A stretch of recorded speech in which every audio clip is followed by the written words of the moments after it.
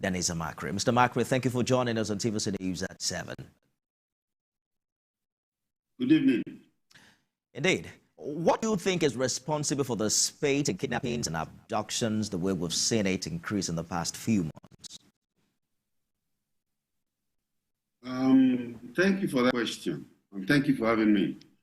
You see, the kidnapping situation has, expanded itself from mere, before when Niger Delta militants were kidnapping people and just using them for publicity sake and letting them go, until now we have kidnap for ransom, and then it moved on to this particular area where people are now kidnapping people, asking for large sums of money.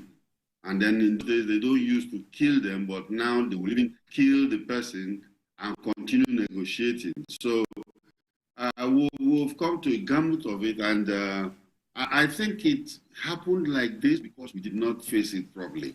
We allowed it to fester, and now it is almost trying to consume us. The payment of kidnap ransom was criminalized by lawmakers in 2022. We've also started recording some pockets of arrests across the country. But what do you think have been done differently? Because it doesn't seem to be abating. When you look at it, you just said it. A lot of arrests were made, but how many people were prosecuted? And it is such an easy kind of crime to commit. And because nothing is happening, the kidnappers become very, very emboldened. They kidnap with impunity. Sometimes they even challenge the law enforcement agencies because they feel that nothing will happen. We have not been able to address this issue.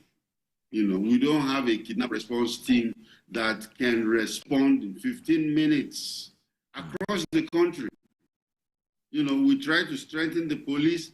The Inspector General has come up with a special intervention force, squad, and but they are not well trained, and they are not, they are not well equipped. You have to equip them with special weapons, and train them with modern tactics, and even give them helicopters. And how many helicopters does the police have? And these are the issues, because when you just make political statements, nothing gets done. Does it amaze you that while we seem to be winning the war against terrorism in the Northeast, and then the days of sit at home in the Southeast is also, fast going away, there's a new dynamics, there's a change in criminality as we know it. Is it in any way related to the economic challenge across the country? Of course, you know that the fundamental problem of insecurity are unemployment, poverty, frustration of the public and everything. And Nigeria has been in that particular sphere for a very long time. Poverty.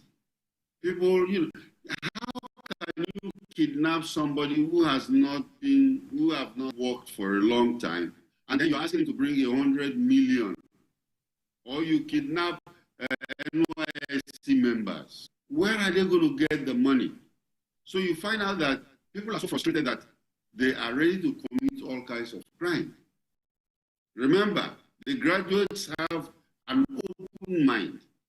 They've been trained to open up their minds, and they'll be thinking, what is going to happen in this workshop so that I don't starve and die? So we need, as a government, to try and address this particular issue, declare a state of emergency if that's the case, and address it in such a way that even kidnappers will be scared. Right now, the kidnappers are not scared.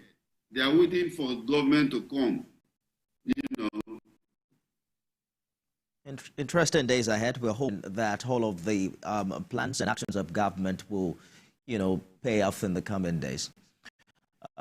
security consultant Dennis Amachree. Good to see you. Thank you for talking to us. Thank you very much. Kwara State has a 35% prevalent rate of female